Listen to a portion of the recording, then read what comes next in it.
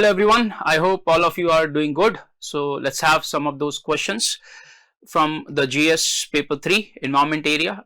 The question 1 is, what is carbon capture, utilization and storage, and what is the potential role of CCUS in tackling climate change? Now first is,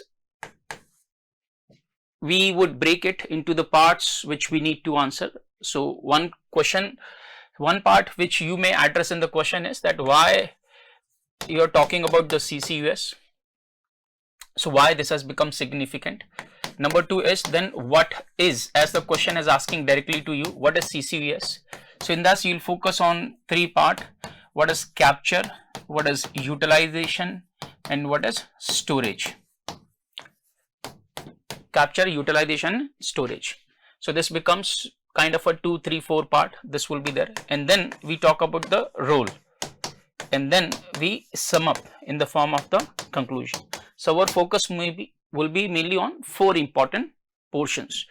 Now first is, why CCUS? Now see this, when you are writing this, you may have multiple ways to begin with. As I keep telling you that there are many ways to answer the same question. You have your own introduction, you have your own way to initiate, but one of the ways to initiate may be like this, that since we are talking about the carbon capture, utilization or storage, so our focus is on removing the CO2 from atmosphere. So why you are asking this question? So we can talk like this, that the 420, we can begin like this. One of the ways, 420 parts per million CO2 in atmosphere causing evil twins, ocean acidification and global warming led climate change. Ocean acidification and global warming led climate change. So this we have started that why carbon dioxide is one of the important area of concern for us. So we have mentioned 2-3 things here. 420 parts per million CO2 presence in the atmosphere is leading to the 2 important big problems. One is ocean acidification and one is the global warming, which is leading to the climate change, threatening. So we have threatening human sustainability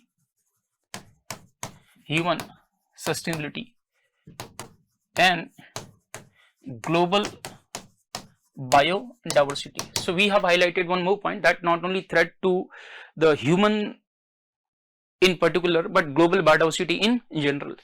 Warranting carbon dioxide removal, CDR. So we are talking about the CDR, carbon dioxide removal from atmosphere. Carbon dioxide removal from atmosphere and prohibition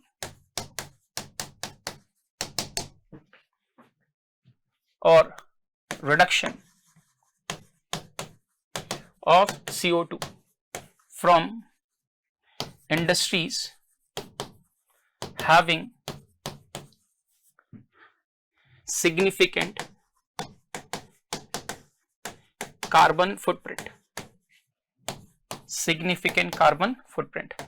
As I keep telling you that your answer should contain significant amount of those informations which reveal one point, that you have studied a lot, you have gathered information from the many places. So that is one thing we can begin with. This may be one of the type of introduction. You can talk like this also, that keeping in mind the Paris Agreement's global average temperature to be kept within 2 degrees Celsius, 1.5 degrees Celsius, further effort towards that, towards achieving the net zero by mid-century. From that perspective also you can talk about why the carbon dioxide removal from the atmosphere is a necessity. Or you can talk about not only net zero, we had to go towards the net negative. So somebody may have begun in that direction also. In either ways, you are beginning by telling them that why carbon dioxide removal from the atmosphere is one of the important requirements today if you had to address the climate change. So that is one part. Now we go into the second part, is that, so that is, we have written industries having significant carbon footprint, and here CCUS, carbon capture, utilization and storage, emerges as a critical tool, as one of the critical tools. So we have talked like this. Now what is CCUS? So now we go into this part over there. So we have talked about why carbon capture, utilization and storage becomes one of the significant requirement today. So we talk about this is CCUS. Now what is CCUS? So here we can focus on, first of all, that is CCUS means carbon capture, utilization, storage, mentioned in the question itself. Carbon capture, utilization, storage is methodology suite consisting of capturing carbon, CO2, whatever you wish to use here, CO2, either directly from atmosphere or from point source emissions of industries like cement, steel, petrochemicals, oil and gas, you can mention like this, fertilizers, etc. So our purpose is served here. That is one. So from various industries.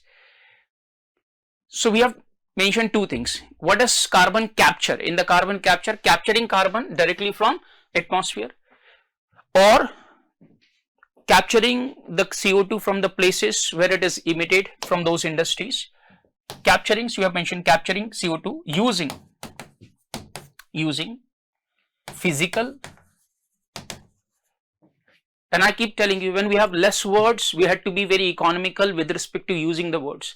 So you're talking like this, capturing using physical and chemical solvents or adsorbents or through cryogenic separation. So here you can focus more on capture. This is capturing. And then utilization.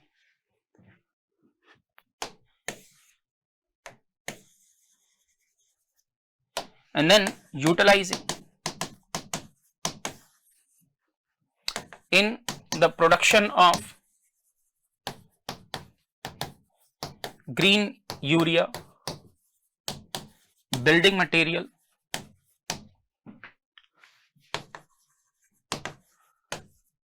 cement and aggregates or concrete and aggregates, and building material or methanol, ethanol or bioplastics or food and beverage applications, etc. So this we have mentioned some of the important applications here. And then we talk about and then storing it. Storing it in the form of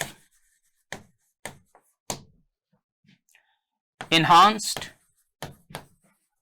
coal bed methane recovery or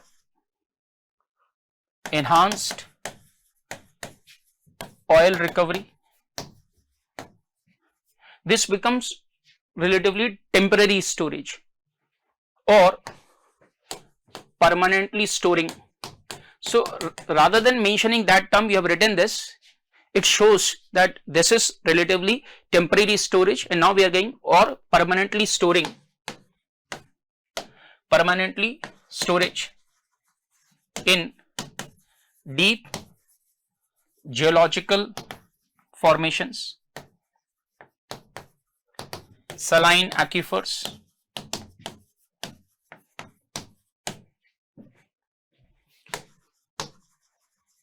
basaltic storage, etc. So we have talked about what is CCUS, carbon capture, utilization and storage. Now we come into the role. So some key points we can mention in the role portion there. Number one is decarbonization. Decarbonization of hard to abate industries. Now earlier I have written the name of the industries. Here we are talking about the character of the industries. I keep on telling you that duplication should be avoided as much as possible. So what we have done earlier, we have written industries name, and now we are talking the decarbonization of hard to abate industries like cement, power plants, etc. So here we are not writing too many names because we have written, or otherwise you can skip that part. So directly you can write the decarbonization of hard to abate industries. Number two is role in circular economy. As we are getting the CO2 use as a raw material, so the pressure on the natural resources will decrease. It will contribute in circular economy. So role in circular economy. Number three is role in transition or acting as bridge between fossils, fuel and renewables, or directly we can say bridge between fossils and renewables. As I keep telling you that you can minimize some of the words and that you can use in providing additional information. So bridge between fossils and the renewables, this we can mention. We can mention role in promoting low carbon hydrogen economy, low carbon hydrogen economy. That is example. So in bracket we can write as a blue hydrogen economy. This we have mentioned. Plus role in contribution in achieving Paris Agreement goal of 2 degrees Celsius or 1.5 degree Celsius. That shows that 2 degrees Celsius, 1.5 degrees Celsius of pre-industrial level. Every word, every single information need not to be elaborated. We don't have that much of a space here. We don't have that much of that many of words, but we are aware that what we are trying to tell here. So role in achieving the Paris Agreement goal of 2 degrees Celsius or 1.5 degree Celsius. So mention some of the important significant contributions of carbon capture, utilization and storage. One, we have gone for the decarbonization of hard to abate industries.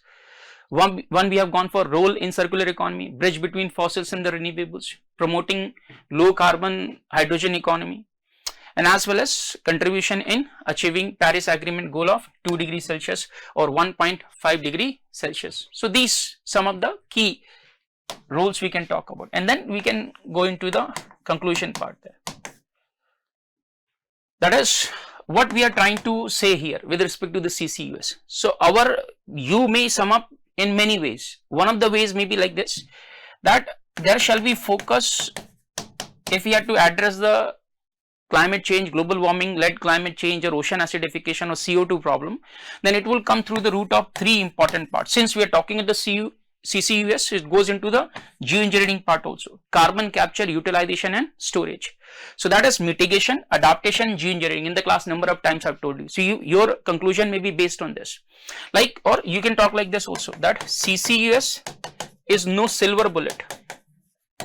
So it's not kind of a panacea of all else, or it is not a kind of a the solution which will help in solving all the problems, but so CCUS no silver bullet, but together with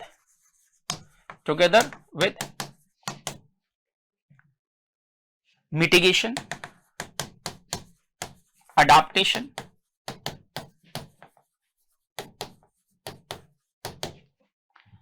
lifestyle for environment,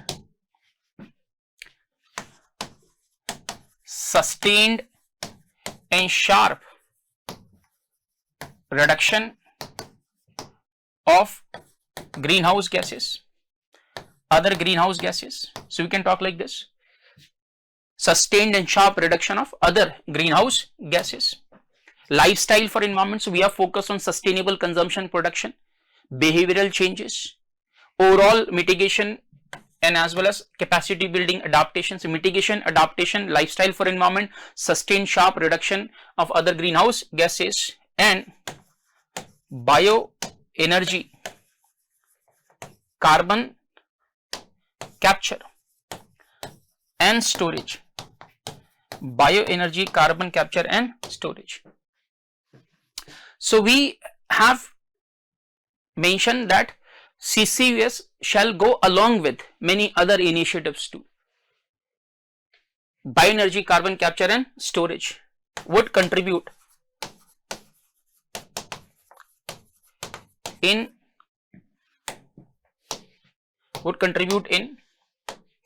clean energy and products, promoting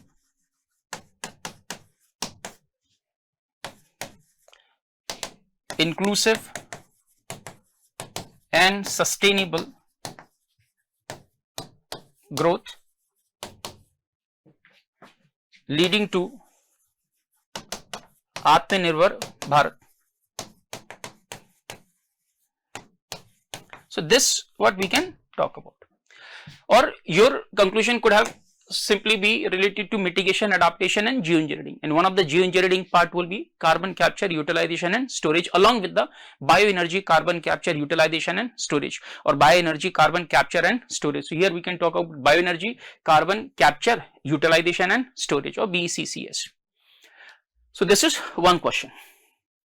Next, see the other question is what is here. Write a review on India's climate commitments under the Paris Agreement. We have seen this year, like it's climate change only the focus, as has been the case in the past also. This year we have got good number of questions coming in the paper 1 also, what we have studied in the class. We have seen a question in the ethics also, question in the here 3 almost question came. 1 has already been dealt with the disaster management part, but write a review on India's climate commitment under the Paris Agreement and mention how these have been further strengthened in COP26 when happened in the Glasgow 2021, and in this direction how has the first nationally determined contributions intended by India has been updated in 2022. So the direct question is there that it is talking about the India's commitment towards the Paris Agreement. So one is the same as usual, will be one part of your question would be why, what is the significance of this question itself. Another part is that what is NDCs, nationally determined contribution, and the NDCs submitted by India. Then the COP26 happened, India promised something here, and whatever India promised here we have updated the NDCs. So updated NDCs, because there is a significance focus on this, mention how these have been further strengthened in COP26. So it means, remember, apart from this, what COP26 extra we can talk about, like one sun, one world, one grid, or we can talk about the CDRI led IRIS, infrastructure for resilient island state, coalition for disaster resilient infrastructure. We can talk about the leadership of India into the very such kind of a various such kind of a international cooperations towards the low carbon pathway of the industries. So since we had to mention 1 or 2 points there, so we can talk about along with this, plus we can talk about that towards fulfilling the India's commitment. We have got many programs, including India is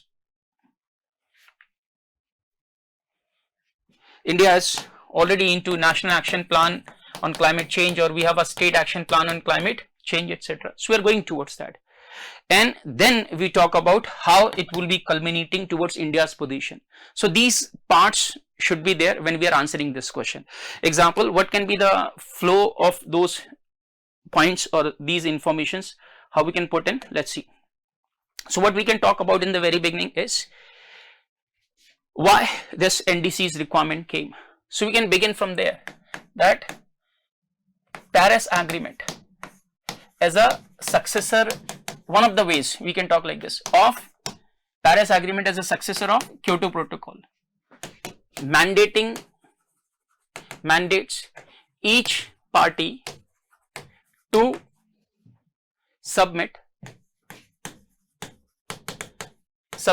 nationally determined contribution based on principle of equity and common but differentiated responsibilities based on respective capabilities. I've already told you in the class. So what we have said, that countries which are submitting their NDCs is based on the principle of equity and common but differentiated responsibilities. Common but differentiated responsibilities based on respected capabilities. It means national circumstances also. So Paris Agreement, we have mentioned two words we have taken. Paris Agreement as a successor to Kyoto Protocol mandates each party to submit NDCs based on principle of equity and common but differentiated responsibilities based on respective capabilities. So what we have talked about, what the Paris Agreement mandates each party to submit NDCs in order to keep global warming or keep global average temperature within 2 degrees Celsius to 1.5 degree Celsius. So we have mentioned like this, that overall target is a 2 degrees Celsius, but we have to make effort towards keeping it within 1.5 degree Celsius. So 2 degrees Celsius to 1.5 degree Celsius.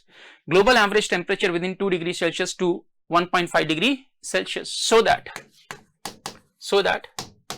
positive feedback doesn't lead to breaching of Earth's ecological threshold and its ability to regulate. So we can begin with this. Some of those points you can use. Example, we can talk like only those parts, that Paris Agreement as a successor of Kyoto Protocol mandating each party to submit NDCs based on the principle of equity and common but differentiated responsibilities. Now we can come to the India. So India, although not legally obligated to reduce carbon emissions, or India, so one point we can add, as a developing country,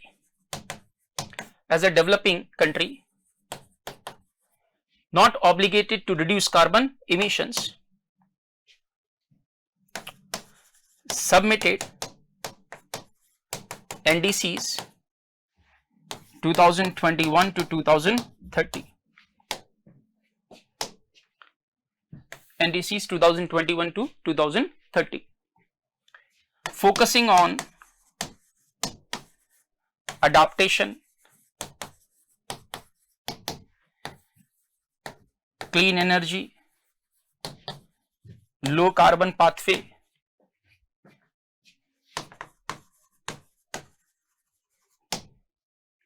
emission intensity reduction,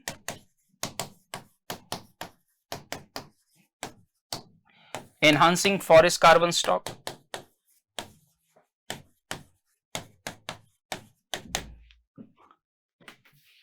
emission intensity decrease, enhancing carbon stock, enhancing share of non-fossil fuel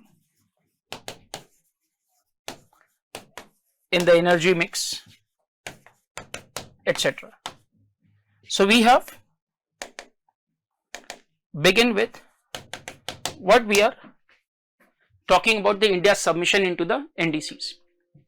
Now our focus is that And obviously we already mentioned that the India's submissions are based on the CBDR-RC, common but differentiated responsibilities based on respective capabilities. And then when during COP26 Glasgow, India submitted or rather presented. So we can talk about Panchamrit strategy. I already told you in the classes that this question is due to be asked in the examination. Panchamrit strategy. India presented Panchamrit strategy, including, so in brief you can talk about including 500 gigawatt of electricity installed capacity,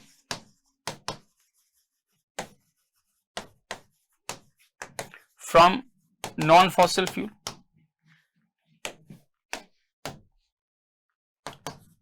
50% of energy from non-fossil fuel, 50% of energy from non-fossil fuel, emission intensity reduction by minimum 45% at 2005 level,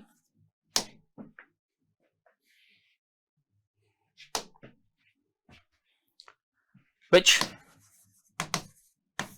later became part of India's official NDC.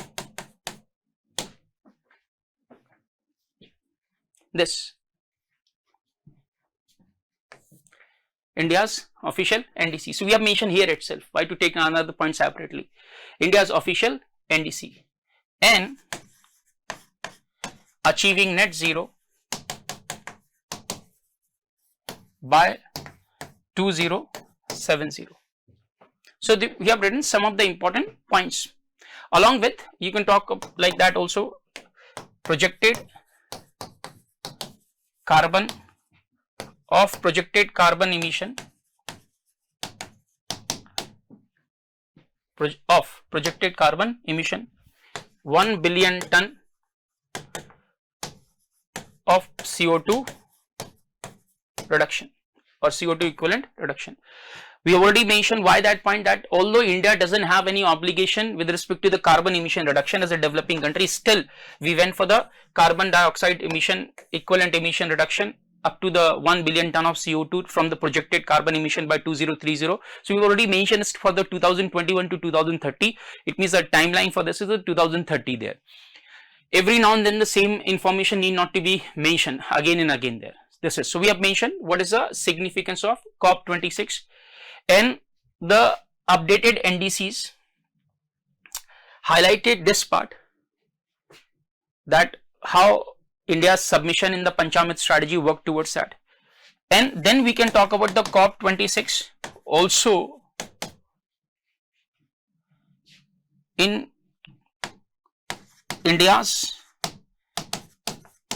participation in COP26 also contributed towards One Sun, One World, One Grid or Coalition for Disaster Resilient Infrastructure, IRIS, Island, Infrastructure for Resilient Island States, etc. Further strengthening India's commitments towards the climate change, but that we can use little later one line, I'll tell you. So we can talk like this: One Sun, World One, Coalition for Disaster Resilient Infrastructure for Resilient Island States. So this is what happened in the COP26, how it has updated NDCs. And now, right, if you see as per biennial update report 4, BR4, as per biennial update report 4, India has enhanced its forest carbon stock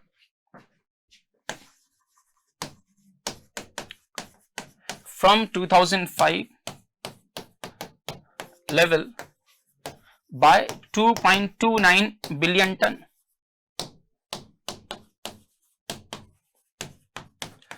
of CO2 equivalent against NDC target of 2.5 to 3 billion ton. So here itself we have mentioned one point, that it was a target and we have also achieved almost the proportionately that much which we were supposed to achieve by this time. It's 2025 is going on, the target is by 2030. Also India's over 50% of India's electricity installed capacity,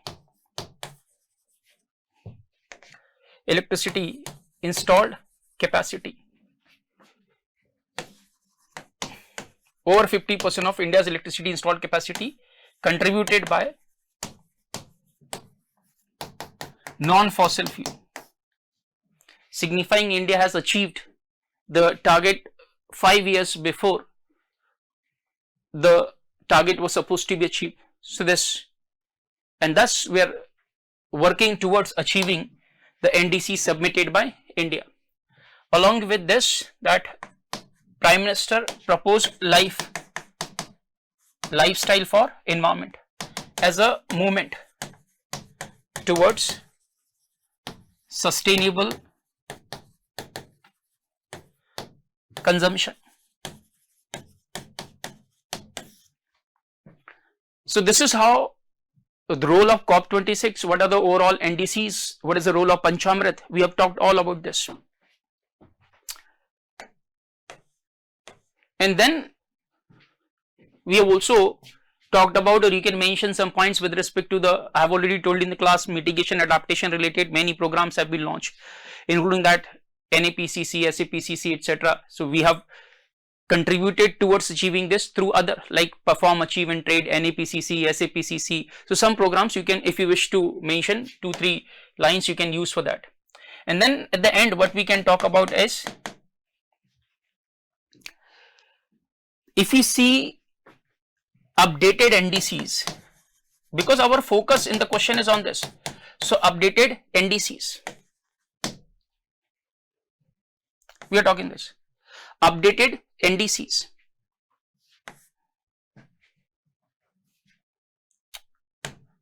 Indicate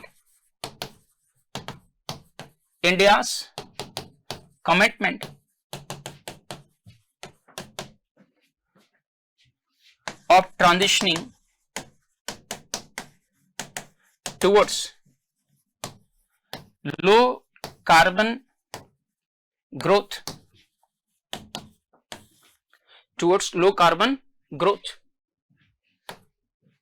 while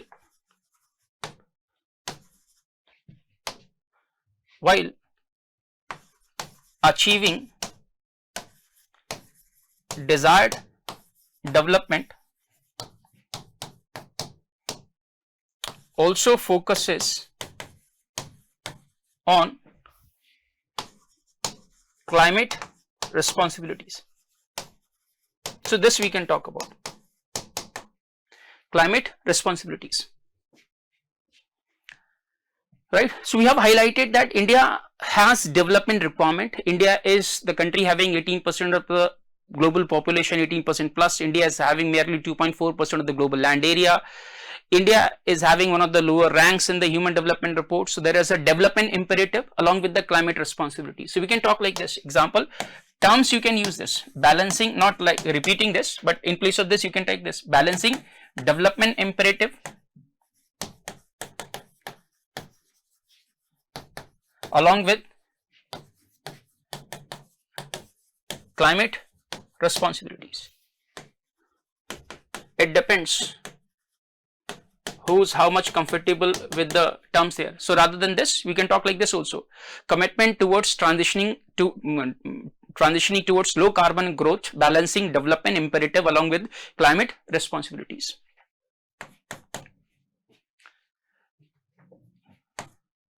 Making India appear as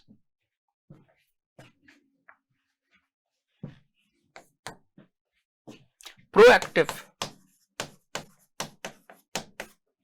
leader and partner in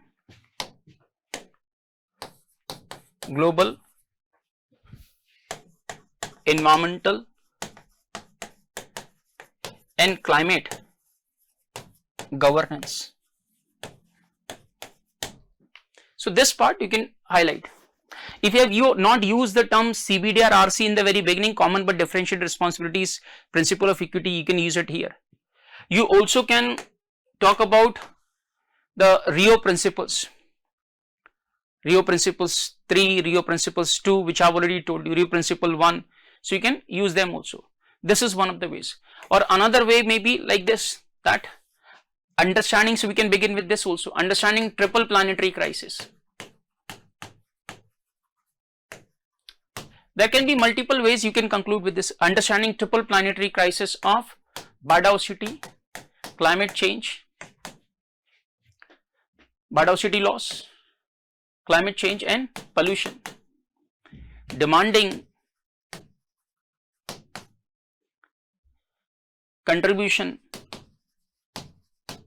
from all parties based on common but differentiated responsibilities. If I have not mentioned earlier this, based on common but differentiated responsibilities, respective capabilities, principle of equity to protect our common future. We can talk like this also, to protect our common future.